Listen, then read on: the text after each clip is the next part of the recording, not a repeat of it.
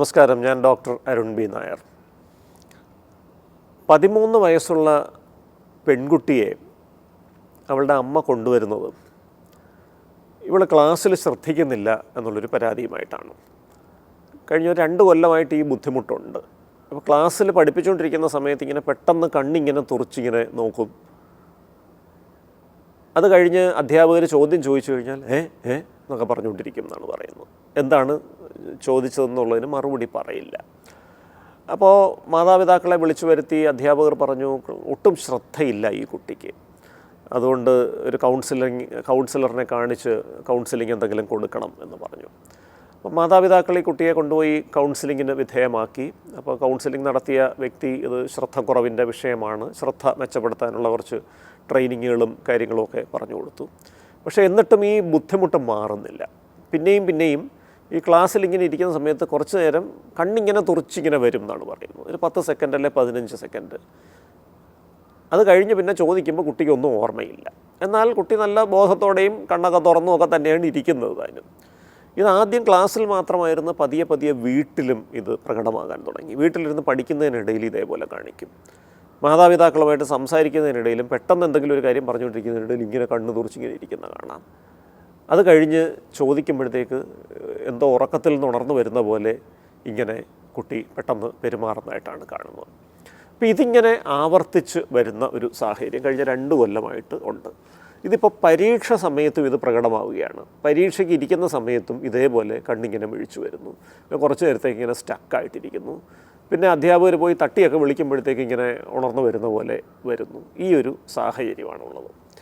അപ്പോൾ ഇവിടെ ഞാൻ ആ കുട്ടിയോട് ചോദിച്ചു, ഈ കണ്ണ് തുറച്ചു വരുന്നു എന്ന് പറയുന്ന ഈ സമയത്ത് ചുറ്റും നടക്കുന്നതൊക്കെ നിനക്ക് ഓർമ്മയുണ്ടോ? ആ കുട്ടി പറയുന്നത്, എനിക്കതൊന്നും ഓർമ്മയില്ല.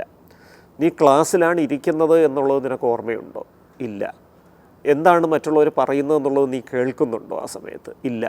അധ്യാപകർ ചോദിക്കുന്ന ചോദ്യം നീ കേൾക്കുന്നുണ്ടോ? ഇല്ല. ആ 10-15 സെക്കൻഡ് ടോട്ടലി അങ്ങ് ഔട്ടായി പോവുകയാണ് കുട്ടിയുടെ ഭാഷയിൽ പറഞ്ഞാൽ. കാരണം കണ്ണ് തുറന്നിരിക്കുന്നു എന്നുള്ളതല്ലാതെ കുട്ടിക്ക് ബോധമില്ല, ചുറ്റും നടക്കുന്ന ഒരു കാര്യവും കുട്ടി അറിയുന്നുമില്ല. ഇത് അപസ്മാരത്തിൻ്റെ ഒരു വകഭേദമാകാൻ സാധ്യതയുണ്ട്. ആബ്സെൻസ് സീഷർ എന്നാണ് ഈ അവസ്ഥയ്ക്ക് പറയുന്ന പേര്. നമ്മൾ സാധാരണ അപസ്മാരം എന്ന് പറയുമ്പോൾ കണ്ടിട്ടുള്ളത്, സിനിമയിലൊക്കെ കണ്ടിട്ടുള്ളത്, കയ്യും കാലും ഒക്കെ ഇങ്ങനെ വെട്ടി വിറയ്ക്കുന്നു, വായിൽ നിന്ന് നുരയും പതയും വരുന്നു, ചിലപ്പം തറയിൽ വീണു പോകുന്നു, ഇങ്ങനത്തെ അവസ്ഥകളൊക്കെയാണ്. പക്ഷേ ഈ ആബ്സെൻസ് സീഷറിൽ അത്തരം വെട്ടലോ വിറയലോ വായിൽ നിന്ന് നുരയും പതയോ വരലോ ഒന്നുമില്ല. അവിടെ അപസ്മാരമായി പ്രകടമാകുന്നത് ഈ കുറച്ച് നേരം 10-15 സെക്കൻഡ് കണ്ണു തുറിച്ചുള്ള ഈ ഒരു ഇരിപ്പാണ്. ആ സമയത്ത് ചുറ്റും നടക്കുന്നതൊന്നും ഓർമ്മയില്ല എന്നുള്ളതാണ് സത്യം. അപ്പോൾ ഇത് തലച്ചോറിലെ ചില പ്രത്യേക മേഖലകളിൽ നിന്ന് അമിതമായി വൈദ്യുതി പ്രസരണം വരുമ്പോഴുണ്ടാകുന്ന ആബ്സെൻസ് സീഷർ എന്ന് പറഞ്ഞൊരു അപസ്മാരമാണ്.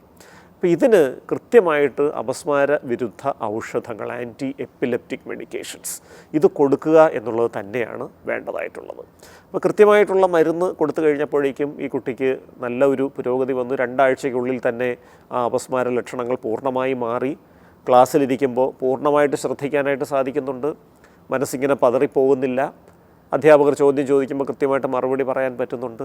വീട്ടിലിരുന്ന് പഠിക്കുമ്പോഴും ശ്രദ്ധ പതറിപ്പോകുന്ന അവസ്ഥയൊന്നും വരുന്നില്ല.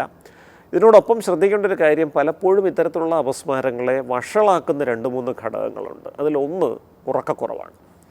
നമ്മുടെ ഇപ്പോഴത്തെ തലമുറയുടെ ഒരു സവിശേഷത നമുക്കെല്ലാം അറിയാം. ഉറക്കമൊക്കെ വളരെ വൈകിയാണ് സംഭവിക്കുന്നത്.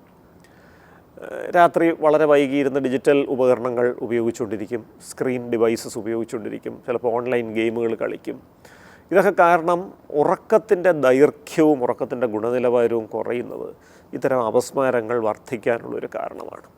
അതുപോലെ തന്നെ ഈ കണ്ണിന് വളരെ അടുത്തിരുന്ന് ഈ സ്ക്രീൻ ഡിവൈസസ്, ഈ മൊബൈൽ പോലെയുള്ള സ്ക്രീൻ ഡിവൈസസ് ദീർഘനേരം വളരെ വലിയ പ്രകാശത്തിൽ കണ്ണിനോട് തൊട്ടടുത്ത് തന്നെ വെച്ചിരുന്ന് ഉപയോഗിച്ചാൽ അതും ഈ അപസ്മാര സാധ്യത വർദ്ധിപ്പിക്കാനുള്ള ഒരു കാരണമായി മാറുന്നുണ്ട്. അപ്പോൾ ഇവിടെ കൃത്യമായിട്ട് നമ്മൾ ശ്രദ്ധിക്കേണ്ടത് 3 കാര്യങ്ങളാണ്. ഒന്ന്, കൃത്യമായ അളവിൽ അപസ്മാര വിരുദ്ധ ഔഷധങ്ങൾ കൊടുക്കുക. 2, 8 മണിക്കൂർ നേരമെങ്കിലും കൃത്യമായ ഉറക്കം ഉറപ്പുവരുത്തുക. 3, ഈ സ്ക്രീൻ ടൈം, ദൃശ്യമാധ്യമ സമയം ഒരു ദിവസം 1 മണിക്കൂറിൽ താഴെയായിട്ട് നിജപ്പെടുത്തുക. ഈ 3 കാര്യങ്ങൾ കൃത്യമായിട്ട് ചെയ്തു കഴിഞ്ഞാൽ ഈ അപസ്മാര രോഗത്തിന് നല്ല തോതിലുള്ളൊരു മെച്ചം വരാനുള്ള സാധ്യതയുണ്ട്. ഇവിടെയും ഈ പറഞ്ഞ കാര്യങ്ങളെല്ലാം കറക്റ്റായിട്ട് ചെയ്തതോടുകൂടി ഒരു മാസത്തിനുള്ളിൽ ഈ കുട്ടിയുടെ ഈ രോഗലക്ഷണങ്ങൾ പരിപൂർണമായി മാറി. അവൾക്ക് നന്നായിട്ട് പഠിക്കാൻ പറ്റുന്നൊരവസ്ഥ വന്നു. അവളുടെ പരീക്ഷയിലെ മാർക്കുകൾ മെച്ചപ്പെട്ടു. ആൾക്കാരോട് സംസാരിക്കുമ്പോഴൊന്നും ഈ ശ്രദ്ധ പതറിപ്പോകുന്ന അവസ്ഥയില്ല.